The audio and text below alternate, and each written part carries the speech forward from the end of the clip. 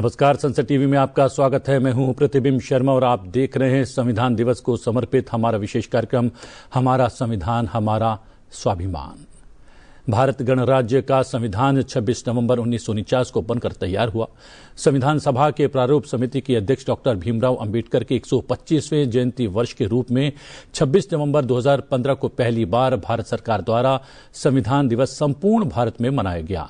26 नवंबर 2015 से प्रत्येक वर्ष संपूर्ण भारत में संविधान दिवस मनाया जा रहा है। इससे पहले इसे राष्ट्रीय कानून दिवस के रूप में मनाया जाता था। संविधान सभा ने भारत के संविधान को 2 वर्ष 11 माह और 18 दिन में 26 नवंबर 1949 को पूरा कर राष्ट्र को समर्पित किया था। गणतंत्र भारत में 26 जनवरी 1950 से संविधान अमल में लाया गया। जी हां, हम आपको बता दें कि संविधान दिवस के अवसर पर आज संसद भवन परिसर के ऐतिहासिक सेंट्रल हॉल में विशेष कार्यक्रम आयोजित किया जा रहा है। यह कार्यक्रम अब से कुछ ही देर में यानी कि 11 बजे शुरू हो जाएगा, जिसमें देश के शीर्ष संवैधानिक पदाधिकारी और जनप्रतिनिधि शामिल होंगे। इस विशेष समारोह की अध्यक्षता राष्ट्रपति द्रौपदी मुर्मू करेंगी, जबकि उपराष्ट्रपति और राज्यसभा के सभापति सीपी राधाकृष्णन, प्रधानमंत्री नरेंद्र मोदी, लोकसभा अध्यक्ष ओम बिरला और केंद्रीय मंत्री और संसद सदस्य इस कार्यक्रम में शामिल हो रहे हैं। कार्यक्रम के दौरान सबसे पहले लोकसभा अध्यक्ष और राज्यसभा के सभापति सभा को संबोधित करेंगे। इसके बाद राष्ट्रपति अपना संबोधन देंगी। इस अवसर पर भारत के संविधान की 9 भाषाओं मलयालम, मराठी, नेपाली, पंजाबी, बोडो, कश्मीरी, तेलुगु, ओडिया और असमिया में तैयार संस्करणों का लोकार्पण भी किया जाएगा। साथ ही संस्कृति मंत्रालय द्वारा तैयार स्मरणिका भारत की संविधान से कला और कैलीग्राफी के हिंदी संस्करण का विमोचन भी होगा। कार्यक्रम के अंत में राष्ट्रपति संविधान की प्रस्तावना का वाचन भी करने वाली हैं। 2 विशेषज्ञ हमारे साथ जुड़े हुए हैं। Professor doctor Manoj Kumar Sinha, vice chancellor धर्मशास्त्र नेशनल लॉ यूनिवर्सिटी, हमारे साथ वर्चुअली जुड़े हुए हैं। आपका बहुत बहुत स्वागत है डॉक्टर मनोज जी। और संग्राम पटनायक एडवोकेट हैं सुप्रीम कोर्ट के, वो हमारे साथ स्टूडियो में मौजूद हैं। कितना विशेष अवसर है संग्राम जी? देखिए, मैं समझता हूं कि जो 26 नवंबर को जो हमने सेलिब्रेट करते हैं, ये एक सेलिब्रेशन नहीं है, ये एक वे ऑफ लाइफ है। कॉन्स्टिट्यूशन एक लीगल डॉक्यूमेंट नहीं है, लॉयर्स के लिए नहीं है, ओनली सारे जो सिटीजन है उनके लिए भी है। मैं इसीलिए प्रोफेसर आइवर जेनिंग्स से डिसएग्री करता हूं, जिन्होंने बोलते थे कि ये जो कॉन्स्टिट्यूशन है ये लॉर्ड्स पैराडाइज है। किस लिए? कि इतना सारे प्रावधान है, इतना सारे आपका अधिकार है, इट्स ए कॉम्प्लेक्स डॉक्यूमेंट। तो कहीं ना कहीं पर ये अगर इतना दिन हो चुका है, आज के दिन में अगर हमने सोचते हैं कि जब 1949 25 नवंबर में जो अंबेडकर साहब ने जो बोले थे, आज भी वो कितना मायना रखता है जब उन्होंने बोले थे कि एक कॉन्स्टिट्यूशन अगर किसी अच्छे इंसान के पास, अच्छे सिटीजन, अच्छे पॉलिटिकल एटमॉस्फेयर पे जाता है, तो ये उसका जो महत्व है, उसका जो इंपॉर्टेंस है वो बना रहता है। बट कितना भी अच्छा कॉन्स्टिट्यूशन हो, अगर वो बैड पीपल के पास चला जाता है तो कॉन्स्टिट्यूशन बन के नहीं रहता है। तो मैं समझता हूं ये जो कॉन्स्टिट्यूशन है, इतना आज अगर आप सबसे लॉन्गेस्ट कॉन्स्टिट्यूशन है, सबको पता है, और 101 अमेंडमेंट हो चुका है, मतलब लगभग 76 साल में 101 अमेंडमेंट हो चुका है। अगर आपने कंपेयर करते हैं यूएस कॉन्स्टिट्यूशन के साथ, उसमें कॉम्प्लेक्स प्रोसीजर है अमेंडमेंट का, बट वहां पर अगर 200 साल में भी उनका 7 अमेंडमेंट हो पाया है आज तक, और हमारा 101 अमेंडमेंट हो चुका है। तो मैं ये नहीं बोलता हूं कि अमेंडमेंट खराब है, बुरी है और ठीक नहीं है, बट कहीं ना कहीं शक्ति भी हमें संविधान देता है। जी, प्रोफेसर मनोज कुमार सिन्हा जी भी हमारे साथ जुड़े हैं। मनोज जी, प्रधानमंत्री का जो संदेश आया है और उन्होंने कहा कि मैं प्रधानमंत्री बना हूं और ये संविधान की शक्ति ही है। उनका इशारा इस और था कि छोटे से छोटे वर्ग का और जात बिरादरी का व्यक्ति भी प्रधानमंत्री जैसे उच्च पद पर आसीन हो सकता है। वो शक्ति हमें संविधान देता है। आपका क्या कहना है? बिल्कुल सही आदरणीय प्रधानमंत्री जी ने कहा कि जो हमारी लिबरल कॉन्स्टिट्यूशन है और पार्लियामेंट्री मॉडल ऑफ गवर्नेंस है हमारा, उसमें पीपुल, आम आदमी सर्वोच्च है और आम आदमी को अधिकार है। ऑफ कोर्स 5 साल में एक बार हमें मौका मिलता है सही और गलत निर्णय करने का, और किसी तरीके का कोई प्रतिबंध नहीं है। एक जो कंडीशंस है उसको जो भी फुलफिल करता है वो लोकसभा के लिए, राज्यसभा के लिए और इवन राष्ट्रपति पद के लिए भी खड़े हो सकते हैं। तो हमारे पीपुल्स पार्टिसिपेशन जो है सबसे बड़ी बात है, हमारी सबसे बड़ी ताकत है। और भारत इतने समय के बाद भी आज हमारे आजादी की 80 वर्ष के तकरीबन पहुंचने जा रहे हैं, 79 ईयर्स पर हम पहुंच रहे हैं। तो हमने बहुत सारे अप्स एंड डाउन्स को भी देखा है, लेकिन जो इम्पोर्टेंस ऑफ आम आदमी की बात है वो बनी रही, और उसका सबसे बड़ा जरिया है जो पीपुल्स पार्टिसिपेशन, जो हम इलेक्शन में पार्टिसिपेट करते हैं, हर एक 5 साल करते हैं, और इसमें देखते हैं कि इसमें क्षमता है। अगर लोगों को लगा कि इनकी सरकार, जो हमारी वर्तमान सरकार है, अच्छे परफॉर्मेंस नहीं करते, तो उसको फिर हम बदल भी देते हमारी, और वो भी सारा जनता की इच्छा के द्वारा ही होता है। तो प्रधानमंत्री जी के कहना कि कोई भी व्यक्ति वहां तक पहुंचना ये संभव है, भारत जैसे ही देश में संभव है, और लोगों को एक पूरी तरीके से आजादी है अपने नेता को चुनने की, अपने क्षेत्र के नेता को चुनने के लिए, और फिर जो प्रक्रिया होती है पार्लियामेंट में, उसके हिसाब से हम भारत के प्रधानमंत्री को चुनते हैं, और खुद भी चुनाव लड़ने की, और खुद भी प्रधानमंत्री तक के पद तक पहुंचने की। एक बात और कही है प्रधानमंत्री ने एक संकल्प लिया है संग्राम जी, और संकल्प है 2047 तक देश को विकसित राष्ट्र बनाने का।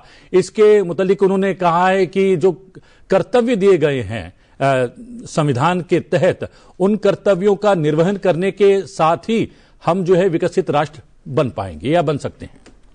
देखिए, हमारे जो प्रधानमंत्री इतना बढ़िया बात रखे हैं, उसका कोई कंपेरिजन 1940, अगर आपने उसको लेके चलते हैं कि 2047 में हमने विकसित भारत बनाने के लिए जा रहे हैं या सोच रहे हैं और पहुंचेंगे वहां पर। बट एक छोटी सी चीज है, जैसे कि हमने आज डिबेट कर रहे हैं आके यहां पर स्टूडियो में या कहीं पर बैठ के, अगर हमने प्रैक्टिस करेंगे, प्रीच तो करेंगे पर प्रैक्टिस भी करेंगे कि कॉन्स्टिट्यूशन प्रोविजन को इंप्लीमेंट करने के लिए हमारा निजी जिंदगी में, निजी लाइफ में, जो आदरणीय प्रधानमंत्री ने उसको जो बोले हैं, हमने सिटीजन है, एक आम जनता क्या कर सकता है कि हाँ ठीक है कि जो प्रोविजन है जो कॉन्स्टिट्यूशन की, उसको अगर हमारा निजी जिंदगी में फॉलो कर सकते हैं, कहीं ना कहीं पर मुझे लगता है कि हमने 2047 में विकसित भारत बन के ही रहेंगे।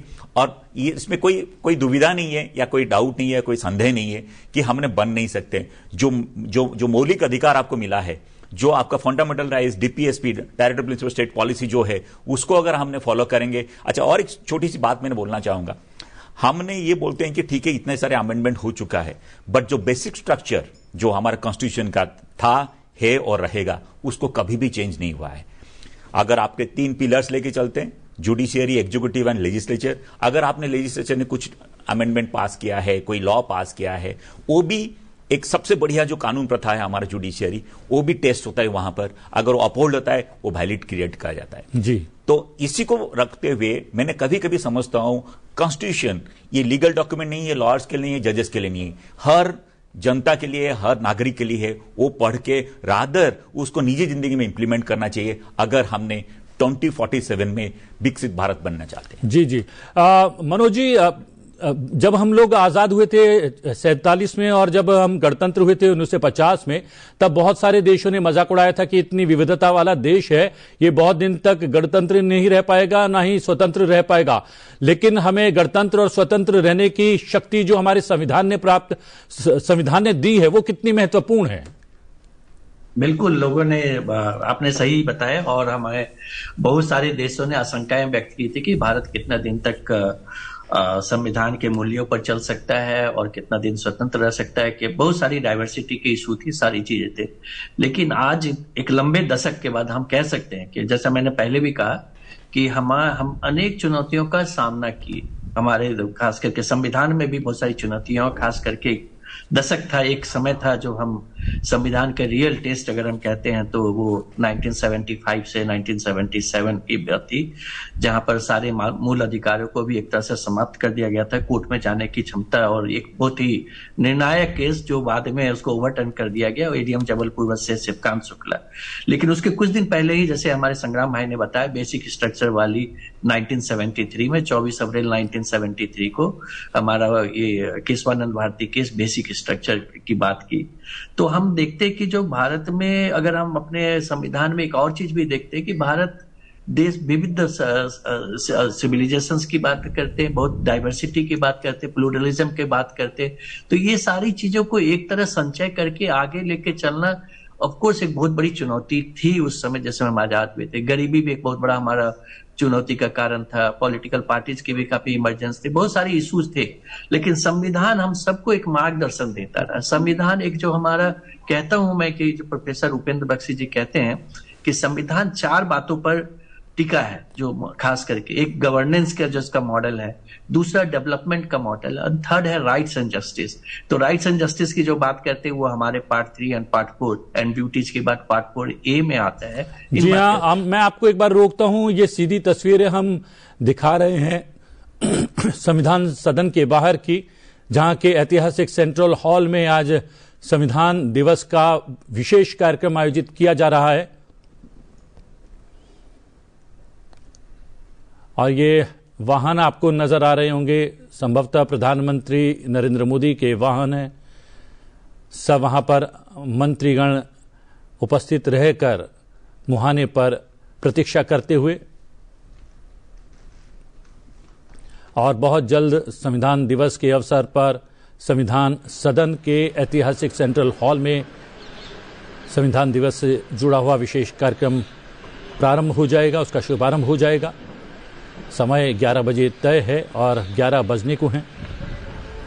हम बता दें कि देश के शीर्ष संवैधानिक पदाधिकारी, जनप्रतिनिधि इस कार्यक्रम में शामिल हो रहे हैं।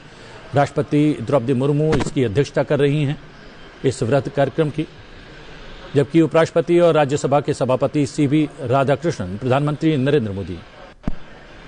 और देख सकते हैं प्रधानमंत्री वाहन में आगे ही बैठे हैं। प्रधानमंत्री पहुंच चुके हैं संविधान सदन, और संविधान सदन के ऐतिहासिक सेंट्रल हॉल में संविधान दिवस का ऐतिहासिक कार्यक्रम हो रहा है। और प्रधानमंत्री अंदर जाते हुए, प्रवेश करते हुए संविधान सदन में, केंद्रीय मंत्री वहां पर उपस्थित हैं।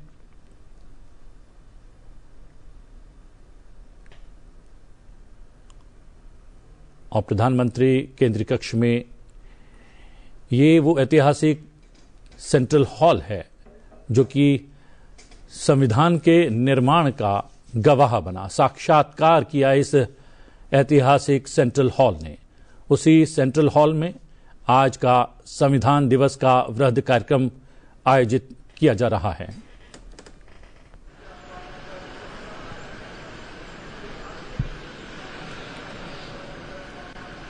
जहां प्रधानमंत्री पहुंच चुके हैं संविधान सदन में, और कुछ और वहां पर पहुंचे हैं।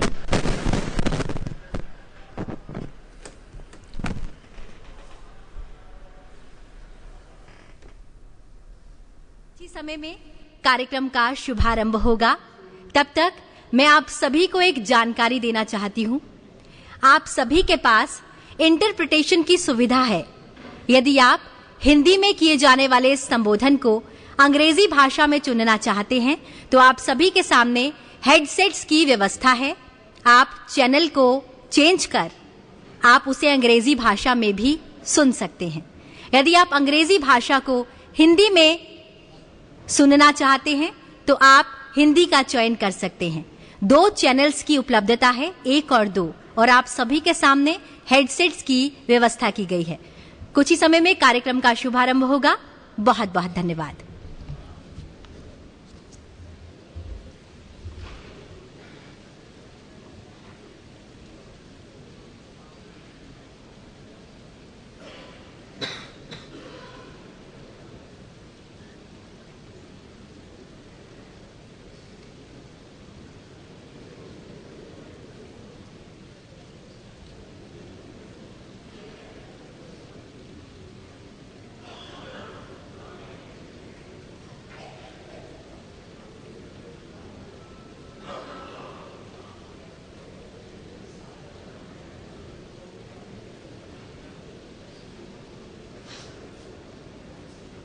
उपराष्ट्रपति CP राधाकृष्णन जी भी पहुंच गए हैं।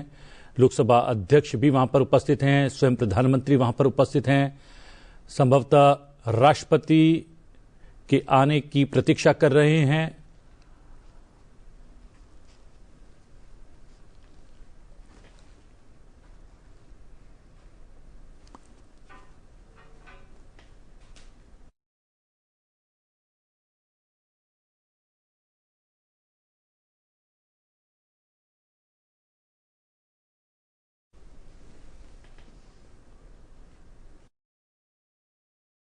अंदर का नज़ारा केंद्रीय कक्ष का, सेंट्रल हॉल का, ऐतिहासिक सेंट्रल हॉल जहां पर संविधान दिवस का वृहद आयोजन आज हो रहा है राष्ट्रपति द्रौपदी मुर्मू की अध्यक्षता में, और सभी दलों के सांसद भी केंद्रीय कक्ष में उपस्थित हैं इस महान आयोजन के निमित्त। हम आपको बता दें कि राष्ट्रपति इसकी अध्यक्षता कर रहे हैं। संग्राम जी, क्या कुछ कह रही हैं ये तस्वीरें? मुझे तो ये तस्वीरें याद आ रही है कि सपोज 1949 25 नवंबर में जब ये 2 साल, आपने जैसे अभी बोल रहे थे कि 2 साल लगा था, ये डिस्कशन हुआ, डिबेट हुआ, 2 साल 18 महीना। तो कभी कभी लगता है कि आज ये रियलिटी जो है, इतने गवर्नमेंट्स आए, इतने गवर्नमेंट चले गए, एक ही अगर डॉक्यूमेंट सर्वाइव करता है वो है कॉन्स्टिट्यूशन ऑफ इंडिया। और लोग क्रिटिसाइज भी कर सकते हैं कि इतना लॉन्गी से सबसे बड़ा कॉन्स्टिट्यूशन है, रिटन कॉन्स्टिट्यूशन है। आज जैसे कि आपने अभी कुछ देर पहले बोले थे कि मे बी ये इतना सक्सेसफुल नहीं हो पाया, बट मैं उनको बताना चाहूंगा यहां पर कि सक्सेस का मीनिंग क्या है, कि अगर वो फेल नहीं हुआ तब सक्सेस है। सपोज कॉन्स्टिट्यूशन सर्वाइव किया, थ्राइव किया और फ्लरिश भी किया, गवर्नमेंट आए चले गए, लोकमत में जो चुने गए जो गवर्नमेंट, उन्होंने भी आए, उसको भी चैलेंज किया, बट एक ही डॉक्यूमेंट अगर आज सर्वाइव कर रहा है वो है कॉन्स्टिट्यूशन ऑफ इंडिया। लोकतांत्रिक व्यवस्था को हमारी देखने के लिए, हमारी लोकतांत्रिक और संसदीय व्यवस्था की शक्ति को परखने के लिए अलग अलग देशों के प्रतिनिधि मंडल लगातार आते हैं, सीखते हैं, और वो देखते हैं कि इतनी विविधता के साथ अगर भारत सतत विकास के पथ पर अग्रसर है तो उसके पीछे जो शक्ति कार्य कर रही है वो है हमारे संविधान की। जी डॉक्टर मनोज, आप भी यही मानते हैं? बिल्कुल बिल्कुल, मैं मानता हूं कि जो खास करके साउथ अफ्रीका के कॉन्स्टिट्यूशन है और हमारे नेपाल का भी कॉन्स्टिट्यूशन जब बनाता है तो वहां के प्रतिनिधि भारत में आए, भारत के लोग भी वहां जाकर अपने कॉन्स्टिट्यूशन के लिए, हमारे कॉन्स्टिट्यूशन के, हमारे केसेस के प्रोविजंस की जिक्र हमेशा उन सब देशों में जुडिशियल डिसीजंस में होते हैं, रेफरेंस होता है, खास करके directive principles of state policy. तो सिर्फ हमारा कॉन्स्टिट्यूशन हम ही तक ही सीमित नहीं है, ये और भी जो न्यूली इंडिपेंडेंट स्टेट जब 1960 के बाद काफी अफ्रीकन देश और एशियन देश आजाद हुए तो उन्होंने भी भारत की संविधान से प्रेरित होकर उनके कुछ खास करके fundamental rights and directive principle of state policy को अपने यहाँ अडॉप्ट किया। कुछ हद तक वो इन्फ्लुएंस है, मैं ये नहीं कहूंगा कि एज इट इज किया, लेकिन उनसे काफी इन्फ्लुएंस है। उन गवर्नेंस का मॉडल को उन्होंने काफी सही सोचा और उस तरह से पार्लियामेंट्री डेमोक्रेसी का जो नींव है, फाउंडेशन। और आज भारत में क्या पूरे संसार में ये बात कही जाती है कि भारत एक बहुत ही ठोस आधार पर एक लोकतांत्रिक मूल पर खड़ा है। यहाँ की व्यवस्थाएं जो संवैधानिक व्यवस्थाएं हैं, संविधान में जो पावर दिया गया है कार्यकारिणी का, लेजिस्लेटिव का और जुडिशियरी का, उन्होंने उन सारे को अपने आप के अपने सीमाओं के दायरे में रहकर फंक्शनिंग करते हैं। कभी कभी छोटी छोटी कन्फ्लिक्ट होती है लेकिन वो भी किसी खास वजह से, लेकिन ऐसा नहीं है। लेकिन हर एक चुनौतियों को भारत का संविधान के प्रोविजंस की वजह से, उनके अनुच्छेद की वजह से इतनी क्लैरिटी से हमारे जो फोरफादर्स हुए, जो उन्होंने संविधान की संरचना की, उन्होंने इन गहराइयों से देखा। और खास करके कुछ हद तक हमारा संविधान में इंडियन काउंसिल एक्ट 1909, उसके बाद government of India act 1999 and government of India act 1935 के कुछ अच्छे पहलुओं को भी हमने अडॉप्ट किया। हमने directive principle of state policy को अपने आयरलैंड के कॉन्स्टिट्यूशन से अडॉप्ट किया। आर्टिकल 20 का 1 का कहीं से कहीं जापान से भी इन्फ्लुएंस है। तो हम बहुत सारे बोरो भी किए आइडियाज को और अपने कॉन्स्टिट्यूशन में दिए। तो एक संयोजन हुआ है जो हमारे संविधान में, ये बहुत सारे देशों की अच्छी प्रैक्टिसेस का उस समय हुआ और उसके बाद हम एक मार्गदर्शन बन गए। जो नई नई आजादी जिन्हें मिली अफ्रीका के और एशिया के देश, वो हमारे संविधान को देखते हैं, उनके फंक्शनिंग को देखते हैं। और आपको भी जैसा पता होगा कि पार्लियामेंट में हमारे लोकसभा अध्यक्ष और राज्यसभा के अध्यक्ष भी कभी कभी बहुत सारे डिग्नेटरीज आते हैं जो पार्लियामेंट में हमारी बातों को सुनना चाहते हैं, देखना चाहते हैं और उनके किस तरीके से हमारे संवैधानिक मूल्यों का अनुपालन होता है देश में, ये करते हैं। एक बात जैसे मैंने अपवाद किया कि वो 1975 1970, लेकिन उससे भी हमें काफी सीख मिली। हमारे इंस्टीट्यूशन को एक स्ट्रेंथन मिला कि हमें खड़ी होना है ऐसे भी समय में, डिफिकल्ट टाइम में। जो अगर कुछ ऐसी भी सरकार की भी, अगर सरकार भी आर्बिट्रीनेस में उड़ जाती है तो हमारे पास एक व्यवस्था है कि कोर्ट उसके सामने आता है। आज देखते हैं कि कोई भी लेजिस्लेशन अडॉप्ट होता है पार्लियामेंट में तो तुरंत ही लोग जाते हैं सुप्रीम कोर्ट में और कहते हैं कि ये सारे प्रोविजन सारे कुछ दिक्कत वाली है और ये तो चैलेंज करती है। कोर्ट उसको सुनती है और कोर्ट इस बात का भी ध्यान रखती है कि जो लेजिस्लेशन का पावर है वो लेजिस्लेटिव अथॉरिटीज के पास है, तो हम ज्यादा उसको इन्फ्रिंज नहीं करें, लेकिन कुछ भी ऐसी प्रावधान ना हो लेजिस्लेशन में जो मूल अधिकारों को इन्फ्रिंज करता हो। कहीं कहीं ऐसा होता है, तो उन बातों को देखते हुए बड़े बैलेंस तरीके से करते हैं। तो हमारी जो तीनों मुख्य संस्थाएं हैं वो एक उनमें एक सिनर्जी है, उनमें एक तरीके का मेल मिलाप है और सेम टाइम उनको इस बात का भी एहसास है कि हमारा क्षेत्राधिकार कहाँ तक हमें जाना है। और से हमारे यहाँ सेपरेशन ऑफ पावर की बात कॉन्स्टिट्यूशन में बहुत एलोबरेट तरीके से नहीं की है, लेकिन थ्रू से प्रैक्टिस से हमने सेपरेशन ऑफ पावर का करते। अगर अमेरिका के संविधान को कहते हैं तो वहां सेपरेशन ऑफ पावर काफी स्ट्रांग है। हर एक अति में माने संस्थाएं राज्य और केंद्र सरकार की में काफी ज्यादा सेपरेशन पावर ये है, ऑलमोस्ट वो फिर इंडिपेंडेंट की तरफ फंक्शन करते हैं। हमारे यहाँ यूनियन है, भारत संघों का राज्य है और यूनियन मैंने हम दोनों को कहते हैं कि एक तरह क्वाजी फेडरलिज्म है हमारे यहाँ। थोड़ी से राज्य को भी स्वतंत्रता है और यूनियन को भी अपनी फंक्शनिंग है, लेकिन यूनियन को स्ट्रांग रखा गया है कोऑपरेटिव फेडरलिज्म पर मॉडल में। तो बहुत सारी बातों को देखते हैं कि जो और विचारों को व्यक्त करने की क्षमता, कई बार हम देखते हैं कि पॉलिटिकल पार्टी जो डिफरेंट आइडियोलॉजी से और डिफरेंट पॉलिटिकल एफिलिएशन है और केंद्र के डिफरेंट पॉलिटिकल पार्टी शासन कर रही है, उनमें मतभेद रहता है, कुछ बातों पे रहता है, लेकिन जहां राष्ट्र के प्रति होती है, जहां संविधान के प्रति होती है, सभी इस बात को स्वीकार करते हैं कि हम संविधान से बंधे हुए हैं और संविधान को मानते हैं। तो राज्य की सरकार कोई दूसरी पार्टी के होने के बावजूद भी वो सभी का एक ही एक कमिटमेंट, हम सबका एक कमिटमेंट, हम किसी भी धर्म से हो, किसी भी संप्रदाय से हो, किसी भी ग्रुप से हो, हमारा पूरा डेडिकेशन हमारा संविधान पे रहता है और संविधान इन चुनौतियों, इन चैलेंजेस को हमें अच्छे तरीके से ओवरकम किए हैं और उसके बाद एक तरीके से मार्गदर्शन देता है कि हम आगे बढ़े और देश प्रगति पे चले। इसलिए बहुत ज्यादा हमें चिंता करने की बात नहीं। हमारा संविधान 80 साल अभी 75 साल में वर्क किया है और हमें लगता है कि आने वाले कितने दिनों तक करेगा जब भी, और फ्लेक्सिबिलिटी भी है। हमारे एक संविधान एक तरीके का एक नहीं कि जो ओरिजिनल कॉन्स्टिट्यूशन कहते हैं और लिविंग कॉन्स्टिट्यूशन, तो हमारी कॉन्स्टिट्यूशन समय के हिसाब से बदलाव की भी गुंजाइश हमारे संविधान निर्माताओं ने छोड़ दिया कि जहां जहां समाज में परिवर्तन होते जा रहे हैं तो उसके हिसाब से अमेंडमेंट करके भी हम आगे बढ़ते जा रहे हैं। मैं आपको बता दूं, मनोज सिन्हा जी राष्ट्रपति पहुंच रही हैं संविधान सदन और यहां पहुंचकर वो संविधान सदन के केंद्रीय कक्ष सेंट्रल हॉल में जाएंगी। आज की अध्यक्षता कर रही हैं इस कार्यक्रम की। संविधान दिवस के उपलक्ष्य में ये जो वृहद, ये महान आयोजन जो हो रहा है केंद्रीय कक्ष में, ये वही केंद्रीय कक्ष है जो जिसने साक्षात्कार किया संविधान के निर्माण का।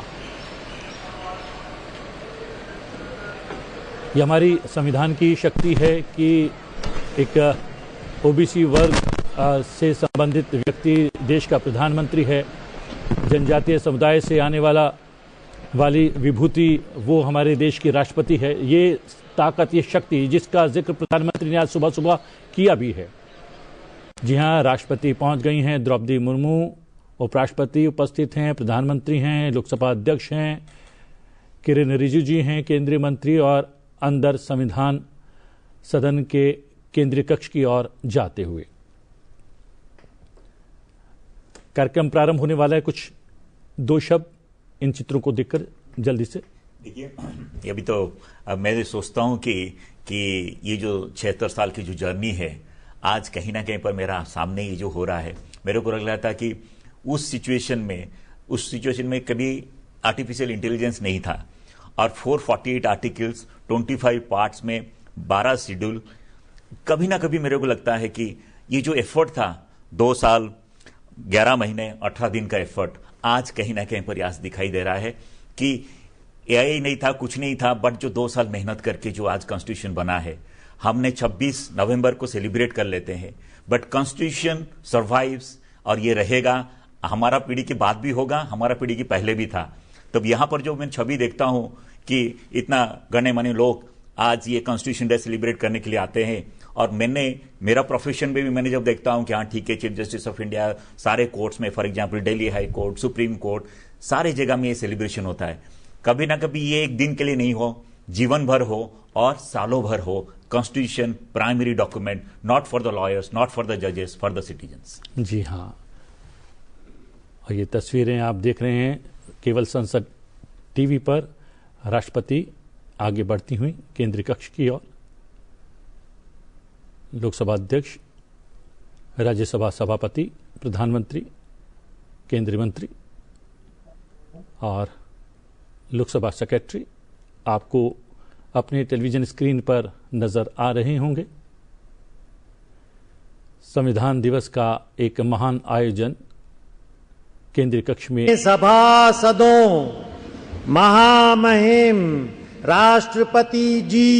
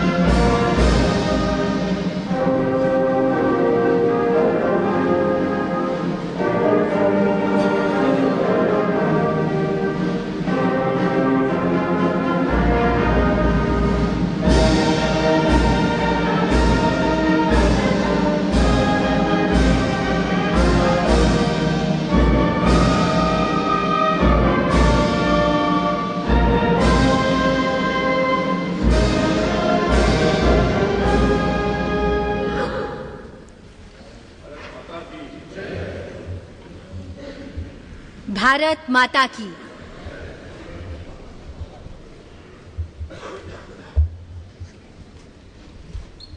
छब्बीस नवंबर 1949 ईस्वी मिति मार्गशीर्ष शुक्ल सप्तमी संवत 2006 विक्रमी को एतत् द्वारा संविधान को अंगीकृत, अधिनियमित और आत्मार्पित किया गया। हमारा संविधान हमारा स्वाभिमान, और ये हम सभी के लिए बड़े हर्ष और गर्व की बात है कि इस वर्ष देश संविधान को अंगीकार किए जाने की 76वीं वर्षगांठ मना रहा है। नमस्कार आप सभी का, आप सभी माननीय विशिष्ट जनों का इस ऐतिहासिक केंद्रीय कक्ष में हार्दिक स्वागत, अभिनंदन एवं आप सभी को शत शत वंदन।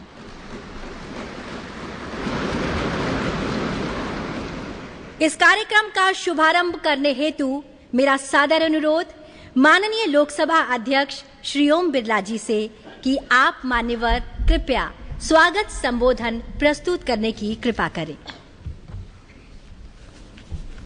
संविधान दिवस के पावन अवसर पर सभी देशवासियों को हार्दिक बधाई, शुभकामनाएं।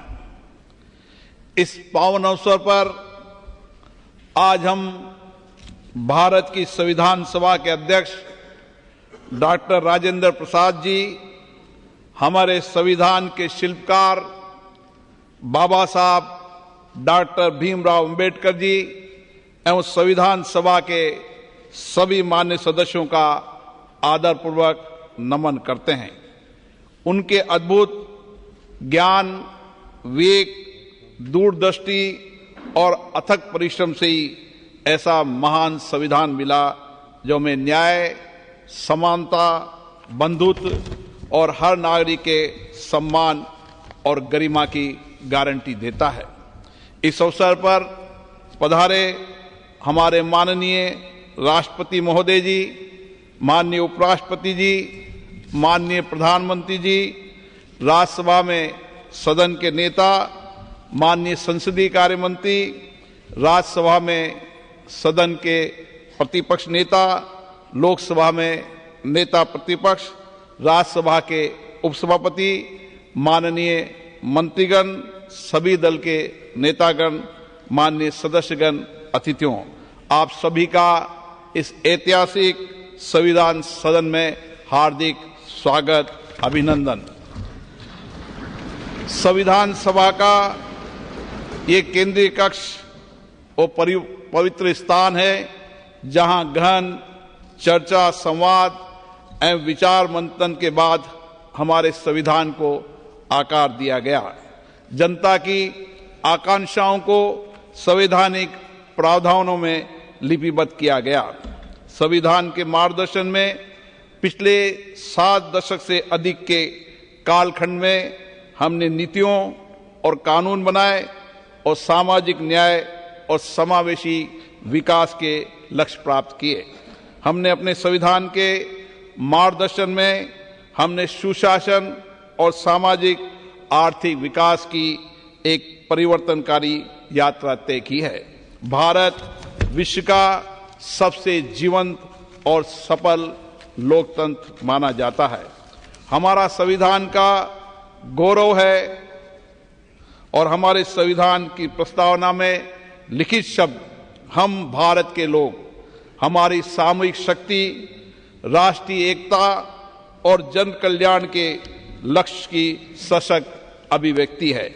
आज हम सभी का सामूहिक लक्ष्य है वर्ष 2047 तक भारत को विकसित राष्ट्र बनाने का, और ये लक्ष्य तभी पूर्ण होगा जब हम अपने जीवन में संविधान के मूल्यों और आदर्शों को अपनाएंगे।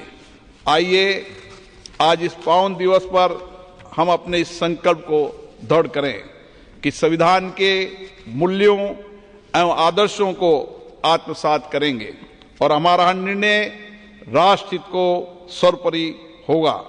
अपने कर्तव्यों और दायित्वों को निभाते हुए आने वाली पीढ़ियों के लिए हम एक ऐसे भारत का निर्माण करेंगे जो विकास, न्याय, एकता, बंधुता और मानवीय गरिमा की मिसाल हो। और इसी भावना के साथ मैं सभी उपस्थित अतिथियों का धन्यवाद व्यक्त करता हूं। जय हिंद। बहुत बहुत धन्यवाद मान्यवर। And now I request honourable vice president of India and Chairman Rajya Sabha, Shri C.P. Radhakrishnan ji, to kindly address the distinguished gathering. தாயின் அன்பாய், தந்தையின் அறிவாய், குருவின் ஒளியாய், தாயாய், தந்தையாய், குருவாய், தெய்வமாய் நாம் அனுதினமும் வழிபடுகின்ற புனித பாரத அன்னையின் பொற்பாதங்களை முதற்கண் பணிந்து வணங்கி, I touch and salute the holy feet of Bharata Mata, the most powerful and the most merciful. Honorable President of India, Srimati Draupadi Murmu ji, Honorable Prime Minister of India, Sriman Narendra Modi ji, Honorable Speaker Lok Sabha, Sriman Om Birla ji, Honorable Union Ministers, Honorable Leaders of the Opposition of both Houses, Honorable Deputy Chairman Rajya Sabha, distinguished members of Parliament, Bhai Begno, sabko namaskar. On this great day in 1949, our holy constitution was adopted by the Constituent Assembly of Independent Bharat. I extend my warm greetings to all my beloved Bharat Vasis. Since 2015, we have started observing 26th November as the Constitution Day every year, Samvidhan Divas. Now it has become the pride celebration of every Indian. Our great extraordinary leaders like Baba Saheb, Dr. Bhim Rao Ambedkar ji, Dr. Rajendra Prasad ji, Sri N. Gopalaswamy Iyengar, and Sri Alladi Krishnaswamy Iyer ji, Sri K.M. Munshi ji, Durga Bhai Deshmukh ji, and other great leaders made this constitution in such a way in its every page we see the soul of our nation. Our constitution was drafted, debated, and adopted by our outstanding tall leaders of Mother Bharat in the Constituent Assembly.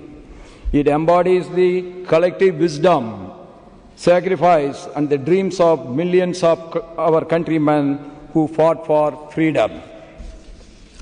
The great scholars, drafting committee, and the members of the Constituent Assembly gave insightful thoughts to fulfill the hopes and aspirations of crores and crores of Indians. Their selfless contribution make Bharat as the largest democracy in the world today. Our Constitution was born out of intellect and lived experience, sacrifices, hopes, and aspirations. The soul of our Constitution has proved that Bharat is one and it will be one forever. In the recent years, by adopting pragmatic and saturation-first approach, we have been able to perform well on many development indicators. From nowhere, we are now the fourth largest economy of the world, and very soon we are going to be the third largest economy of the world. That is why the whole world is now looking at us. 25 crore brothers and sisters of India have been liberated from poverty in the last 10 years. This is a historical monument achievement never seen in the human history ever before. With the help of digital technologies, 100 crore people have been covered under various social security schemes. We have made the impossible possible. This year, we commemorated the 150th birth anniversaries of Sardar Vallabhbhai Patel ji, Bhagwan Birsa Munda ji, and also the 150th year celebrations of our patriotic national song, Vande Mataram. The pain and the sacrifice of our freedom fighters inspired us, and it will continue to inspire generations to come. The selfless struggle for independence fosters the spirit of patriotism, pride and loyalty in the young minds of India. The whole world is now celebrating democracy, but democracy is not a new concept to our Mother Bharat. History reveals that democracy has been existing in the places like Vaishali in the north and the Chola rulers adopted Kudavolai in the south. That makes us proud to call Bharat as the mother of democracy. No democracy can survive without the consciousness contribution of the citizens.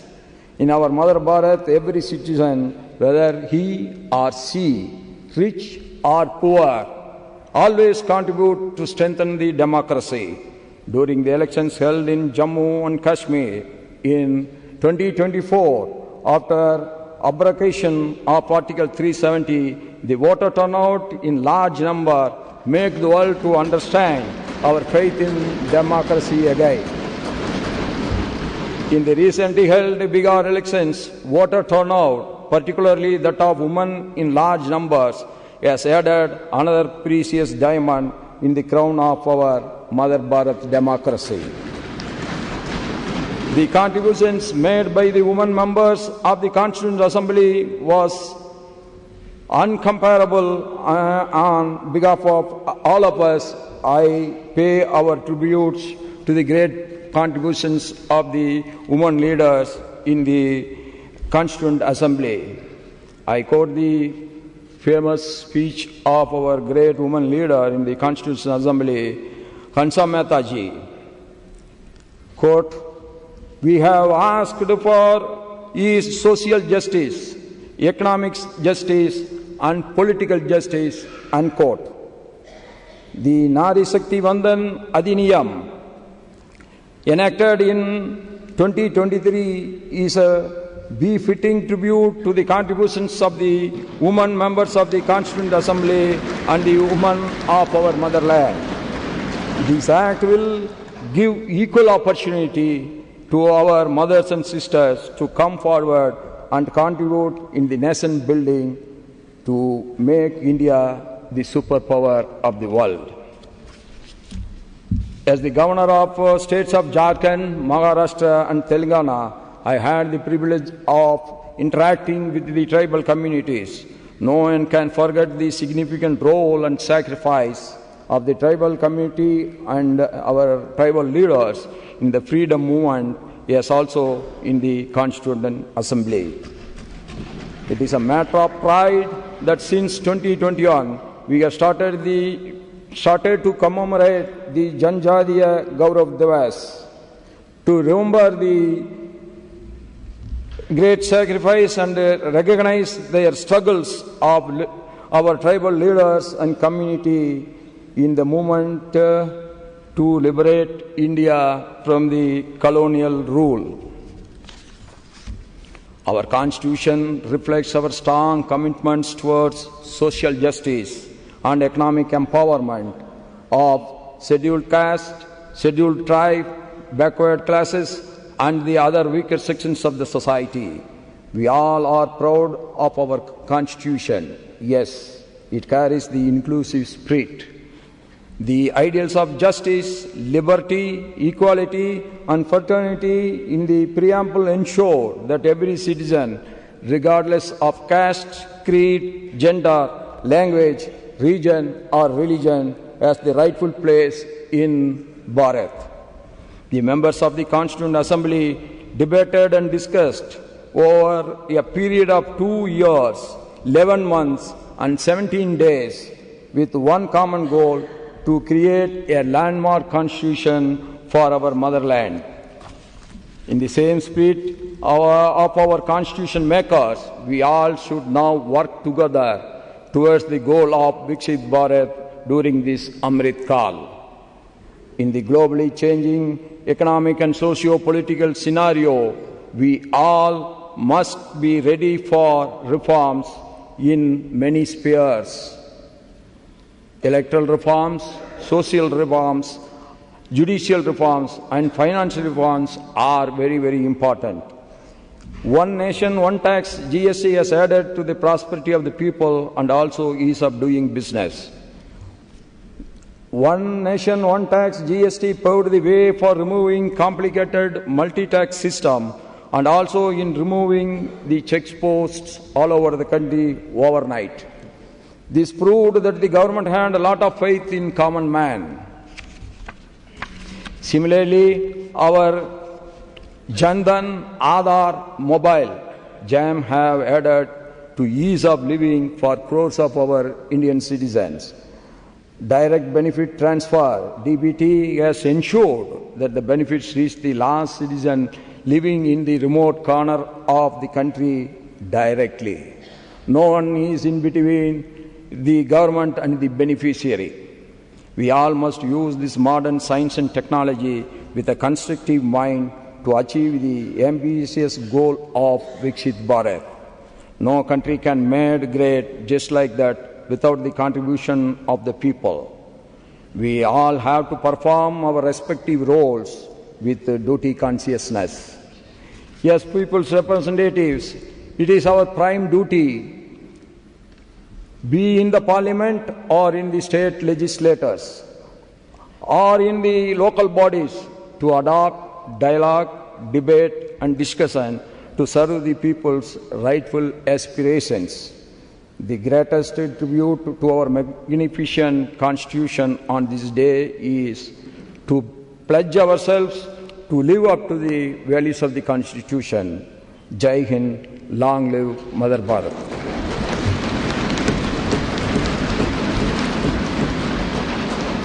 Thank you very much sir.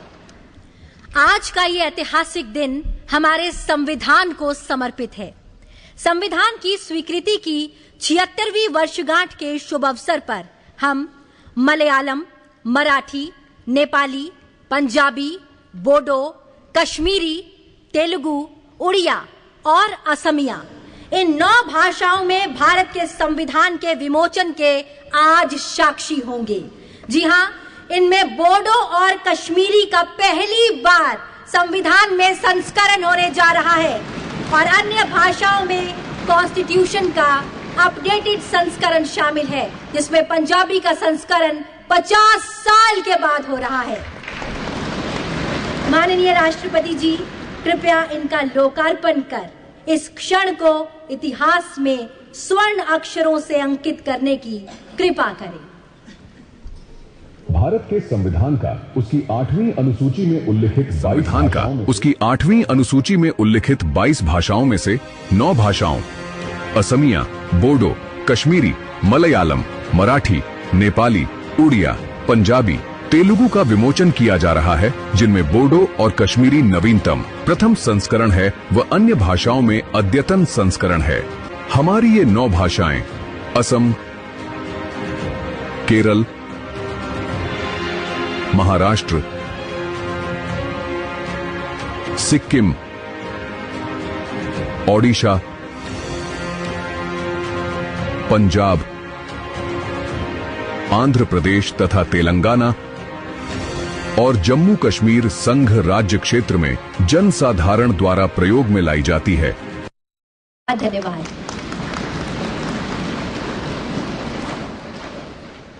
संविधान में अंकित चित्रों से भारत का अंतर्मन झांकता है।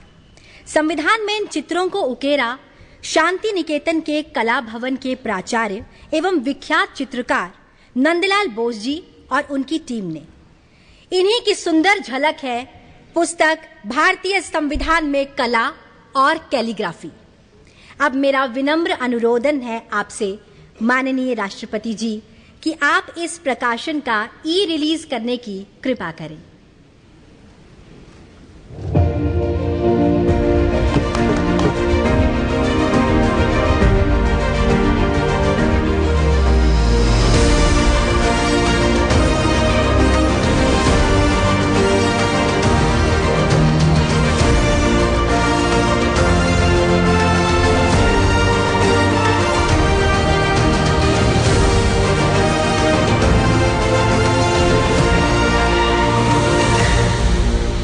धन्यवाद।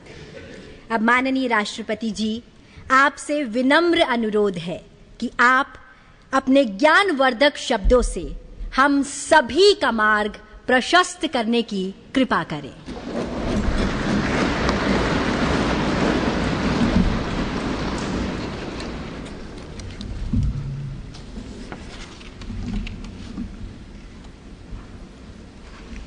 उपराष्ट्रपति Shri CP Radhakrishnan जी, प्रधानमंत्री श्री नरेंद्र मोदी जी, लोकसभा अध्यक्ष श्री ओम बिरला जी, राज्यसभा के उपसभापति श्री हरिवंश जी, राज्यसभा में सदन के नेता श्री जेपी नाडा जी, राज्यसभा में विपक्ष के नेता श्री मल्लिकार्जुन खड़गे जी, संसदीय कार्य मंत्री श्री किरेन रिजिजू जी, लोकसभा में विपक्ष के नेता श्री राहुल गांधी जी, सभी सांसदगण और प्यारे देशवासियों, संविधान दिवस के ऐतिहासिक अवसर पर आप सबके बीच आकर मुझे हार्दिक प्रसन्नता हो रही है। आज ही के दिन 26 नवंबर 1949 को संविधान सदन के इसी के केंद्रीय कक्ष में संविधान सभा के सदस्यों ने भारत के संविधान के निर्माण का कार्य संपन्न किया था। आज ही के दिन उस वर्ष हम भारत के लोगों ने अपने संविधान को अपनाया था। स्वाधीनता के बाद संविधान सभा ने भारत की अंतरिम संसद के रूप में भी कर्तव्य निर्वहन किया। प्रारूप समिति के अध्यक्ष बाबा साहेब डॉक्टर भीमराव अंबेडकर हमारे संविधान के प्रमुख निर्माताओं में से थे। बाबा साहेब की 125वीं जयंती के वर्ष में यानी सन 2015 में 24 नवंबर को प्रतिवर्ष संविधान दिवस के रूप में मनाने का निर्णय लिया गया और निर्णय अत्यंत सार्थक सिद्ध हुआ है। आज के दिन पूरा देश भारतीय लोकतंत्र के आधार हमारे संविधान के प्रति तथा उसके निर्माताओं के प्रति आदर व्यक्त करता है। हम भारत के लोग अपने संविधान के प्रति व्यक्तिगत और सामूहिक स्तर पर आस्था व्यक्त करते हैं। अनेक योजनाओं के माध्यम से देशवासियों को, विशेषकर युवा वर्गों को संवैधानिक आदर्शों से अवगत कराया जाता है। संविधान दिवस से मनाने की परंपरा का शुभारंभ करने और उसे निरंतरता प्रदान करने की जितना भी प्रशंसा की जाए और कम। माननीय सांसदगण संसदीय प्रणाली को अपनाने के पक्ष में संविधान सभा में जो ठोस तर्क दिए गए थे वो आज भी प्रासंगिक है। विश्व के विशालतम लोकतंत्र में जन आकांक्षाओं को अभिव्यक्त करने वाली भारतीय संसद विश्व के अनेक लोकतंत्र के लिए आज एक उदाहरण के रूप में प्रतिष्ठित है। हमारे संविधान निर्माता चाहते थे कि संविधान के माध्यम से हमारा सामूहिक और व्यक्तिगत स्वाभिमान सुनिश्चित रहे। मुझे ये कहते हुए बहुत प्रसन्नता होती है कि बीते दशक में हमारे संसद ने जन आकांक्षाओं को अभिव्यक्त करने के अत्यंत प्रभावी उदाहरण प्रस्तुत किया है। संविधान निर्माताओं की अपेक्षाओं पर खरा उतरने के लिए मैं आप सभी सांसदों को बहुत बहुत बधाई देती हूँ। साथ ही कृतज्ञ राष्ट्र की ओर से मैं संविधान सभा के परम सम्मानीय सदस्यों की स्मृति में सादर नमन करती हूँ। हमारे संविधान की अंतरात्मा जिन आदर्शों में अभिव्यक्त होती है वो आदर्श है सामाजिक, आर्थिक एवं राजनैतिक न्याय, स्वतंत्रता, समता और बंधुता। मुझे ये देखकर हर्ष होता है कि इन सभी आयामों पर संसद सदस्यों ने संविधान निर्माताओं की परिकल्पनाओं को यथार्थ स्वरूप प्रदान किया है। हमारी संसदीय प्रणाली की सफलता के ठोस प्रमाण के रूप में आज भारत विश्व की तीसरी सबसे बड़ी अर्थव्यवस्था बनने की ओर तेज गति से अग्रसर है। भारत में लगभग 25 करोड़ लोगों के गरीबी की सीमा रेखा से बाहर आने से आर्थिक न्याय के पैमाने पर विश्व की सबसे बड़ी सफलता अर्जित है। हमारे संविधान में सामाजिक न्याय को प्रमुखता दी गई है। सामाजिक न्याय के आदर्शों के अनुरूप समावेशी विकास के प्रयास किए जा रहे हैं। ऐसे अनेक प्रयासों में इकोनॉमिकली वीकर सेक्शंस के लिए शिक्षण संस्थाओं और रोजगार में आरक्षण का प्रावधान करना, दिव्यांगजनों की परिभाषा को विस्तार देते हुए उनके हित में विशेष अधिनियम लागू करना और उसे कार्यरूप देना तथा राष्ट्रीय पिछड़ा वर्ग आयोग को संवैधानिक दर्जा प्रदान करना शामिल है। 3 तलाक से जुड़े सामाजिक कुरीति पर अंकुश लगाकर संसद ने हमारी बहनों बेटियों के सशक्तिकरण और सामाजिक न्याय की दिशा में ऐतिहासिक कदम उठाए हैं। देश के आर्थिक एकीकरण के लिए स्वाधीनता के बाद का सबसे बड़ा टैक्स सुधार गुड्स एंड सर्विसेज टैक्स के रूप में किया गया है। आर्टिकल 370 के प्रावधानों को निरस्त करके देश के समग्र राजनैतिक एकीकरण के मार्ग में बाधक बने हुए अवरोध को दूर किया गया। नारी शक्ति बंधन अधिनियम द्वारा वुमेन लीड डेवलपमेंट के एक नए युग आरंभ होगा। नारी शक्ति अर्थात मातृशक्ति के बंधन का हमारे संस्कृति में अत्यंत महत्वपूर्ण स्थान रहा है। इस वर्ष 7 नवंबर से हमारा राष्ट्रगीत वंदे मातरम की रचना के 150 वर्षों पूरी होने के उपलक्ष्य में देशव्यापी स्मरण उत्सव मनाया जा रहा है। ये स्मरण उत्सव भारत माता को समृद्ध, सशक्त और आत्मनिर्भर बनाने का संकल्प का अवसर है। मुझे विश्वास है कि इस राष्ट्रीय संकल्प की सिद्धि के लिए आप सभी सदस्यगण देशवासियों को दिशा और प्रेरणा प्रदान करेंगे। हमारा संविधान हमारी राष्ट्रीय अस्मिता का ग्रंथ है। ये हमारी राष्ट्रीय पहचान का ग्रंथ है।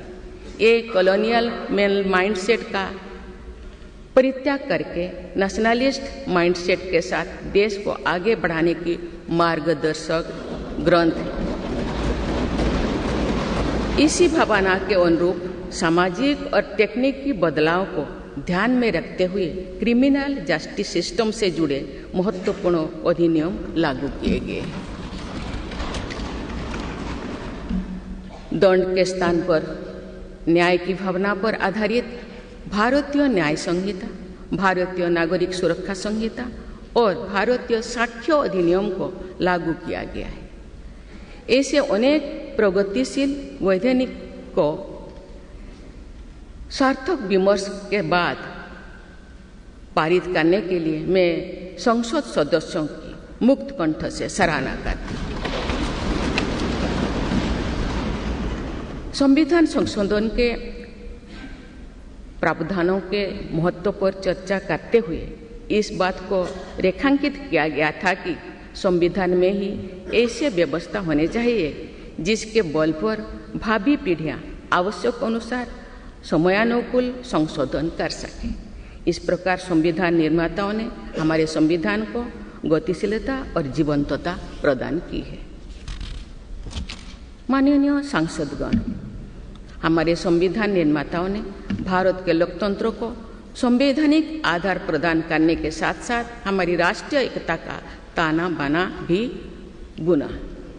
संविधान निर्माण में अग्रणी भूमिका निभाने के साथ साथ सरदार पटेल ने अनेक रियासतों के विलय का महान कार्य करके भारत की एकता को नया स्वरूप दिया। इस वर्ष सरदार पटेल की 150वीं जयंती देशवासियों ने मनाई।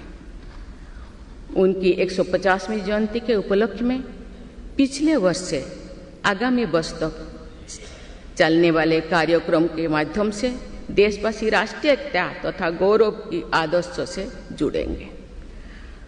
हमारी संसद हमारे राष्ट्र का प्रतिबिंब है। लौह पुरुष सरदार वल्लभ भाई पटेल के आदर्शों को प्रसारित करने तथा कार्यरूप देने में आप सबका योगदान महत्वपूर्ण है।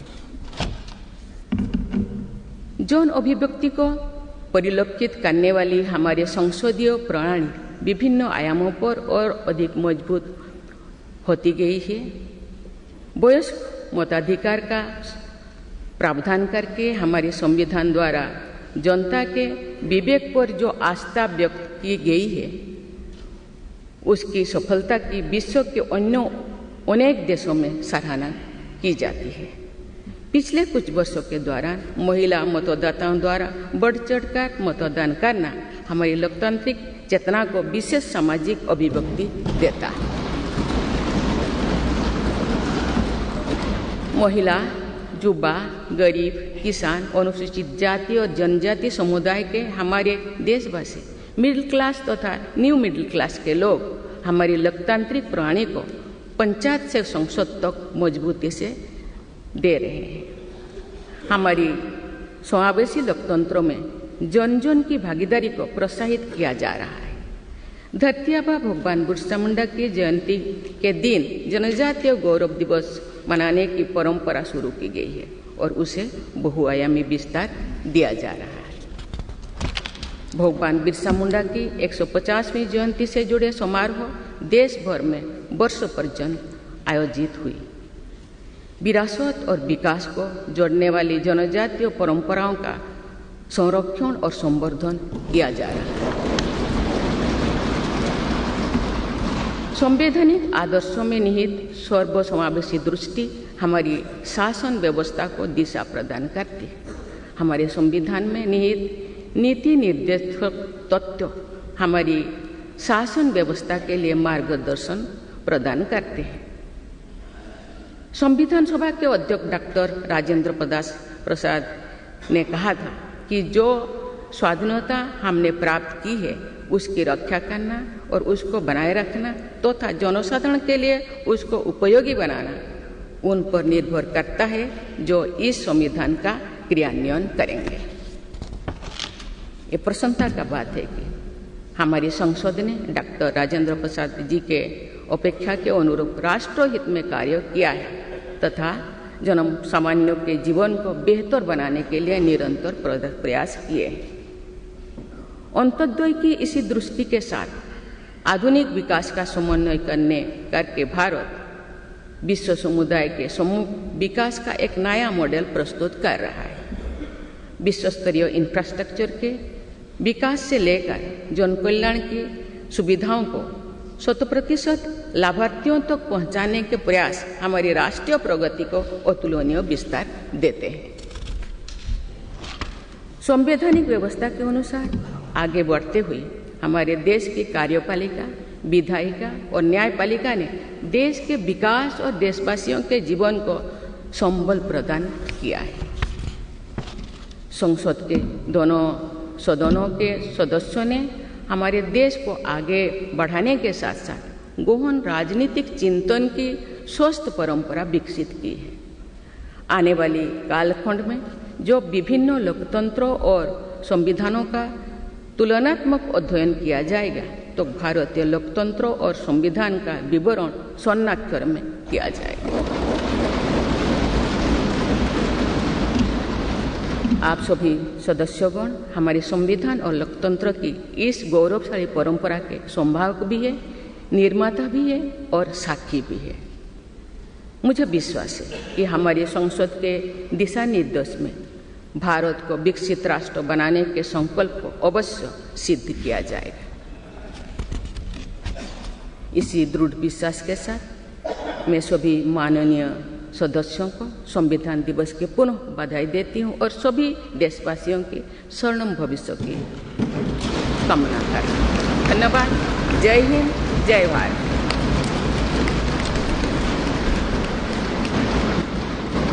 बहुत बहुत धन्यवाद माननीय राष्ट्रपति जी। और अब आपसे विनम्र अनुरोध है कि आज के इस विशेष अवसर पर आप पूरे राष्ट्र के साथ उद्घोषिका का वाचन करें। Now we all will read the preamble led by honourable president ma'am.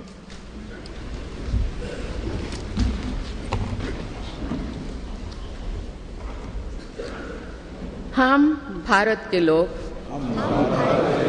Bharat को एक संपूर्ण प्रभुत्व संपन्न सामाजिक पंथनिरपेक्ष लोकतंत्रात्मक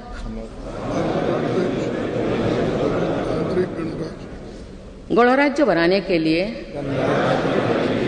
तथा उसके समस्त नागरिकों को सामाजिक, आर्थिक और राजनैतिक न्याय,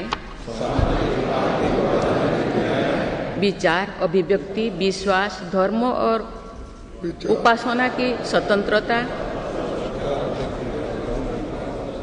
प्रतिष्ठा और अवसर की समता प्राप्त कराने के लिए तथा उन सब में व्यक्ति की गरिमा और राष्ट्र की एकता और अखंडता सुनिश्चित करने वाली बंधुता बढ़ाने के लिए दृढ़ संकल्प होकर अपनी इस संविधान सभा में आज तारीख 26 नवंबर 1949 ईस्वी को एतद द्वारा इस संविधान को अंगीकृत, अधिनियमित और आत्मार्पित करते हैं।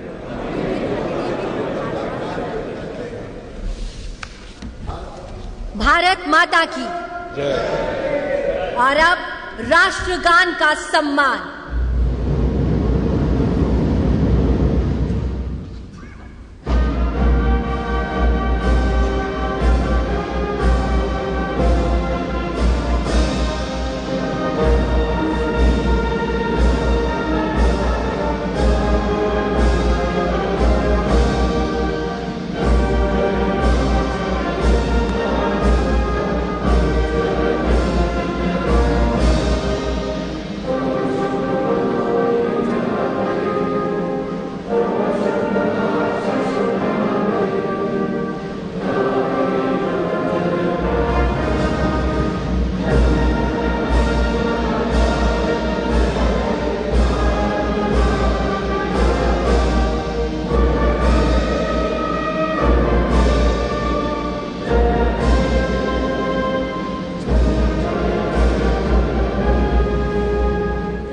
भारत माता की जय।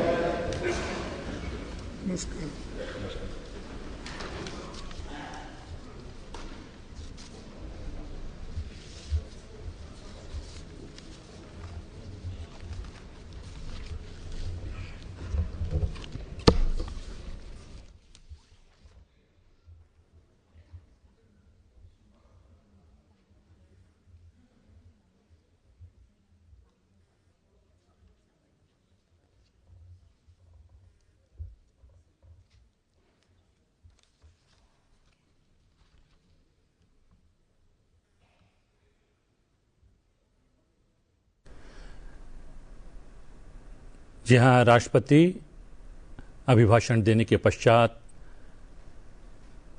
केंद्रीय कक्ष से बाहर की ओर रवाना होती हुई।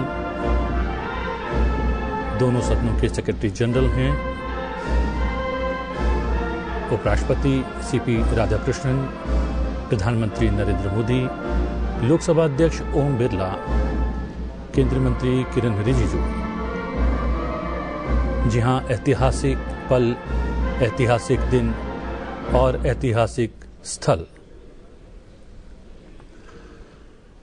संविधान दिवस के अवसर पर आज संविधान सदन के सेंट्रल हॉल में एक विशेष कार्यक्रम आयोजित किया गया था।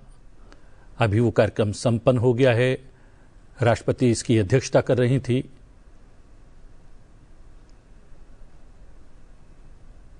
और अब राष्ट्रपति द्रौपदी मुर्मू राष्ट्रपति भवन की ओर रवाना होते हुए आप देख सकते हैं। उपराष्ट्रपति, प्रधानमंत्री, लोकसभा अध्यक्ष और केंद्रीय मंत्री भी इस समय साथ में।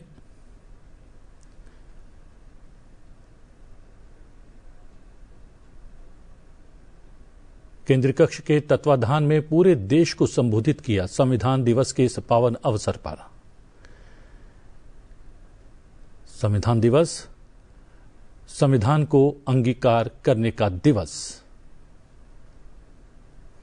वर्ष 2015 से लगातार हम संविधान दिवस मना रहे हैं। प्रधानमंत्री नरेंद्र मोदी की प्रेरणा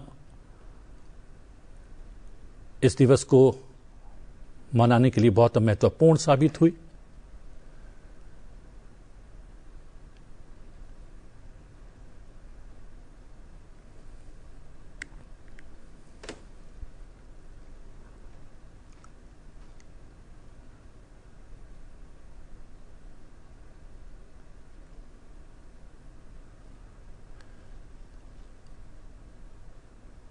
इस विशेष समारोह की अध्यक्षता स्वयं राष्ट्रपति द्रौपदी मुर्मू ने की, जबकि उपराष्ट्रपति और राज्यसभा के सभापति सीपी राधाकृष्णन और लोकसभा अध्यक्ष ओम बिरला ने भी संविधान दिवस के इस पावन अवसर पर अपना संबोधन दिया।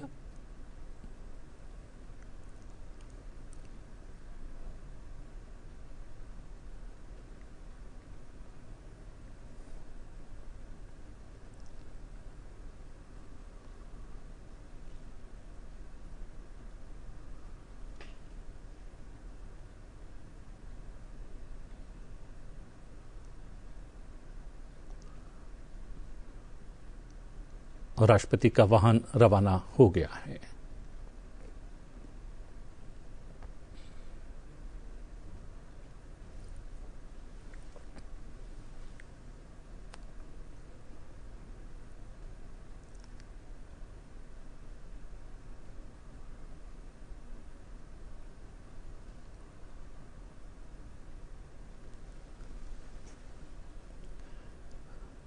राष्ट्रपति रवाना होते हुए राष्ट्रपति भवन की ओर केंद्रीय कक्ष में संविधान दिवस से संबंधित एक वृहद कार्यक्रम आयोजित हुआ, जिसकी अध्यक्षता स्वयं राष्ट्रपति द्रौपदी मुर्मू ने की। और अब आप देख सकते हैं उपराष्ट्रपति और राज्यसभा के सभापति सीपी राधाकृष्णन भी वाहन में विराज कर रवाना होते हुए